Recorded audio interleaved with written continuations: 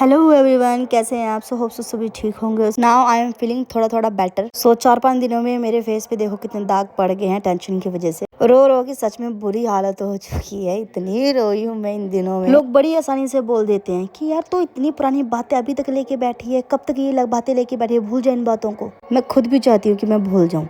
है कोई ऐसी गोली जिसको खा के मुझे वो बातें सारी भूल जाए? हमारी फैमिली ने तुम्हारे साथ वो चीजें की नहीं ना, बस इसीलिए जो मैं फील करती हूँ वो तुम फील कभी नहीं कर सकते। एक छोटी सी एग्जांपल देती हूँ। हमारे स्कूल में एक टीचर है, मैं उससे डिस्कस कर रही थी कि यार मेरे पास कोई ना गहने नहीं है, मेरे पास एक भी गहना नहीं है मेरे ससुराल का। तो वो बड़ी आसानी से बोलती है मुझे कि यार की करने गहने दिखा बच्चे, यही तो गहने ने अपने, वो गहने की करने। तो मुझे लगा शायद यार मैं तो बहुत लालची हूँ, मैं तो गहनों के पीछे पड़ी हुई, मैं ऐसे गहने गहने करती रहती हूँ, मेरे पास तो कोई गहने भी नहीं। अब मुझे किसी थर्ड पर्सन पता चल रहा है कि उसके पास 10 तोले सोना ऑलरेडी गहने पड़े हुए हैं।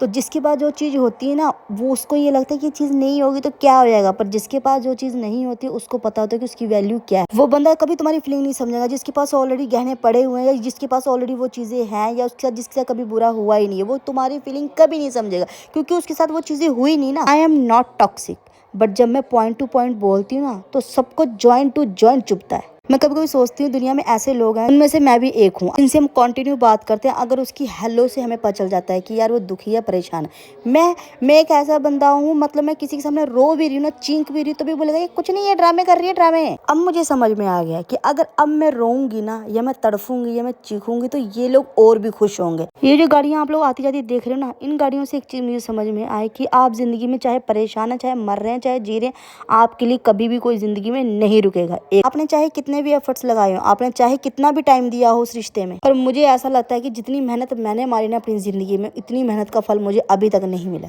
कभी कभी मैं सोचती हूँ इतनी भागदौड़ क्यों, किसके लिए और क्यों कर रही हूँ मैं ये सब। फिर मेरे कानों में आवाज गूंजती है, मम्मा जी।